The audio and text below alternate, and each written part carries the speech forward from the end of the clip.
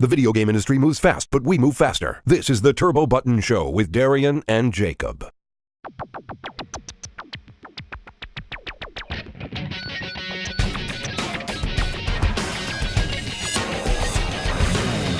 Hello guys, and welcome to the Turbo Button Show for June 19th, 2017. Feels like yesterday we were talking about, wow, it's June already? Now we're 2 thirds of the way done.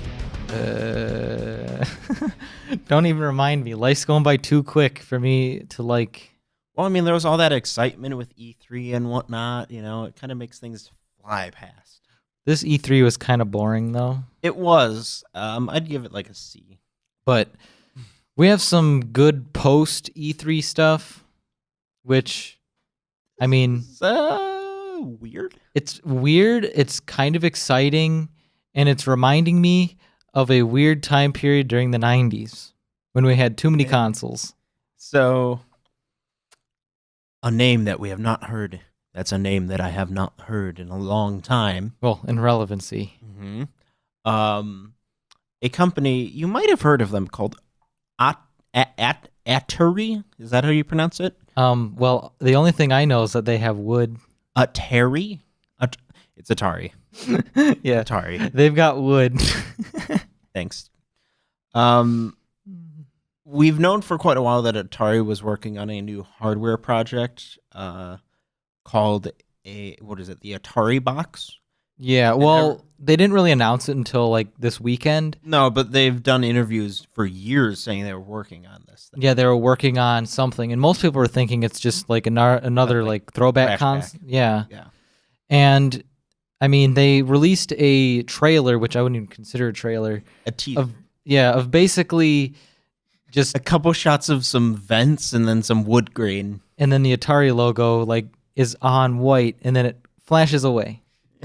But the thing is the only thing we know right now about this Atari box is that it's been worked on for years. Mm-hmm. It's using current PC technology, so it's going to be... some variety. Yeah, so it's going to be probably an x86 console. We'll get into that. And we're going to know more stuff in the near future. There's so little that we know about it that it's actually a good thing, because that means speculation. We get to speculate. So some people are saying, oh, it's going to be a brand new next-gen console to compete with the Xbox One and the PS4. Right. Okay. I think it's going to compete with the Xbox One X and the PS4 Pro. You know what I call that? What? Suicide. So Atari is not its own independent company. It's owned by Infogrames. Right. Wait, Infogrames still exists? Yes, they still exist, and they own Atari. I feel like it'd be the other way around. No. And in order to launch a new console, you need to do one of two things.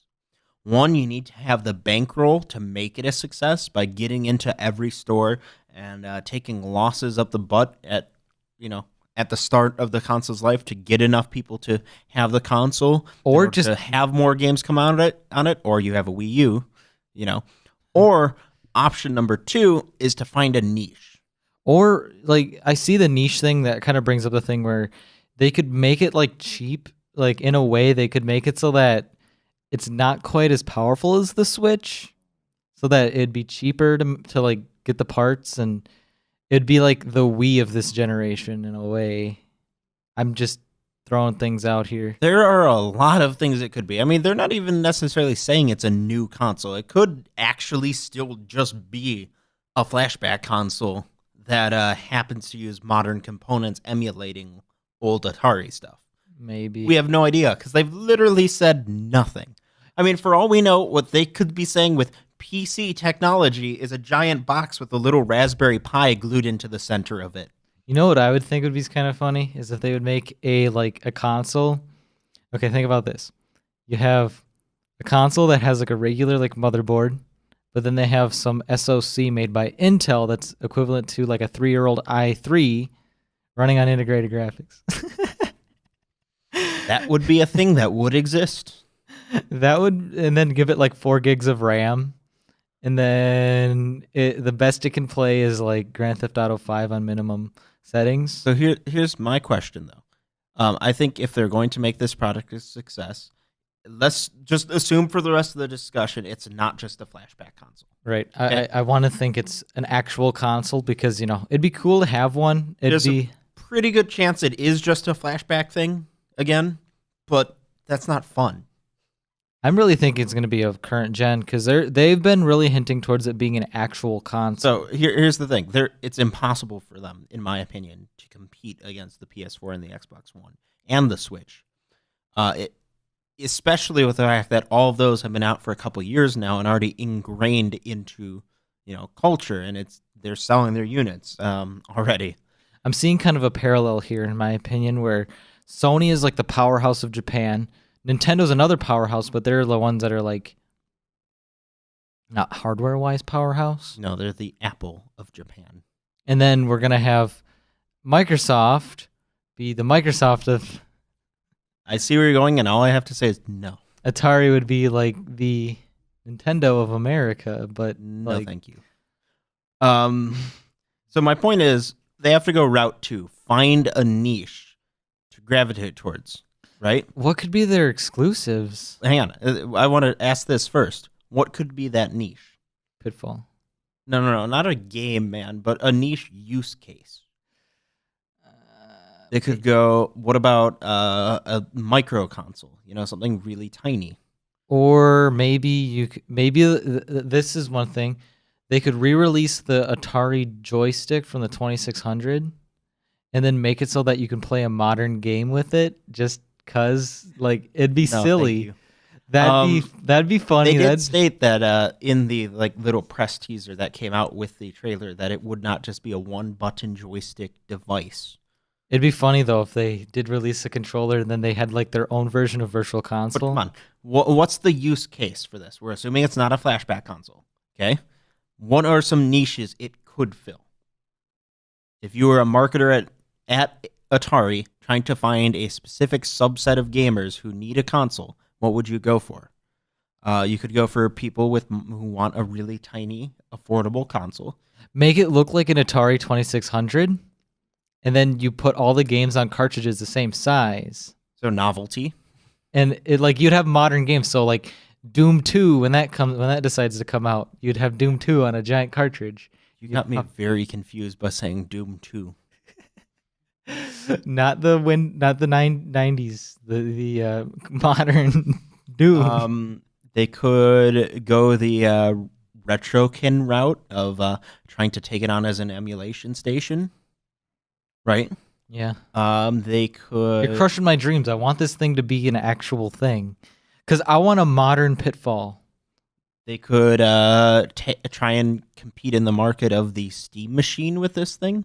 With customization PC parts. They could just make it a PC kit, a build to order PC in a cool case. Or it could just be like an Atari, it's just a set box thing and they just make it so it's just universal and it would be able to be compatible with Steam and if publishers want to directly publish onto it. But I don't see Atari being able to do it by themselves, being able to publish games and have things published on it, unless it's them making bank on old Atari games, which that'd be a really weird, I'm just going to keep on saying Virtual Console in a way. They would have to have everything all the way up until the Atari Jaguar, and maybe they could get some other companies on board. Maybe we could see some 3DO games on it as kind of a flashback, kind of like the Wii was able to get a bunch of consoles on its Virtual Console service. Here's the thing. I don't see them going full balls to the wall. We're going all at it with this product. It's just not possible. It'd be hilarious to see them release 2600 looking games or even 7200 stuff, but adding online multiplayer to them. Maybe it'll be an indie box. Maybe it'll be this. Maybe it'll be that.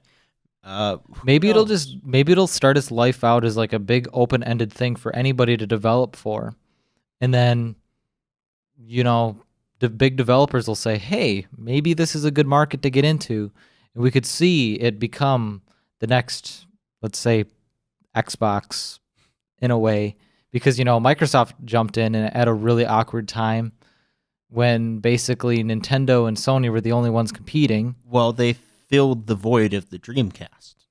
So what will this is why I said it reminds me of the early 90s kind of, because you had Sega, Atari, Nintendo. Oh, you had way more. Or are you talking early 90s? You had Nintendo, you had Atari, you had Sega, you had the TurboGrafx, you had the 3DO, you had the CDI, you had I could go on. We have a lot. We honestly have a lot of room in the console space. I mean, I don't think so. I think the console market is smaller than it has been in a long time, especially with the fact that people are content with their Xbox Ones and PS4s. I mean, even Sony can't get people to upgrade. Maybe this is a way to get people who are extremely nostalgic for Atari's name back into consoles, because I know a lot of adults that don't play video games because Atari isn't making game consoles.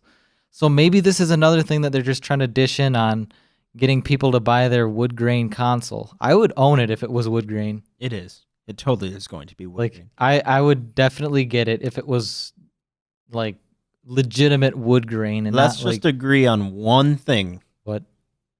Let's just hope it's not another Coleco Chameleon. Oh. Let's actually hope it's going to be something that'll run modern games. I don't care if it's going to be... I don't care if it is or not, honestly. In fact, for Atari as a business, it would be much smarter to make it not run modern titles. But I don't really care either way. Make it have backwards compatibility with the 2600. There we go. Regardless of what it ends up, it's interesting to see, it's something that people go, what? And if Atari, is back with a new console, their first since, 1993? So how long is that? 24? Yep, 24 years. 24 years, yeah. That would be really funny at the very least.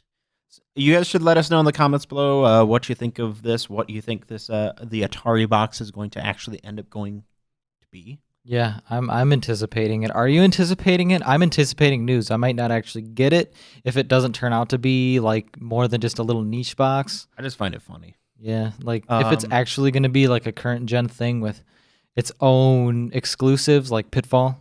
Like this video. Subscribe. Yeah. Ooh, Grand Prix. Hit the bell for notifications. Yeah, do that. And check out our shop at www.gamingbuzz.com/shop. Yeah, so you can get a shirt. Get a shirt, get a phone case, a mug, whatever. Help support us. You'll like it.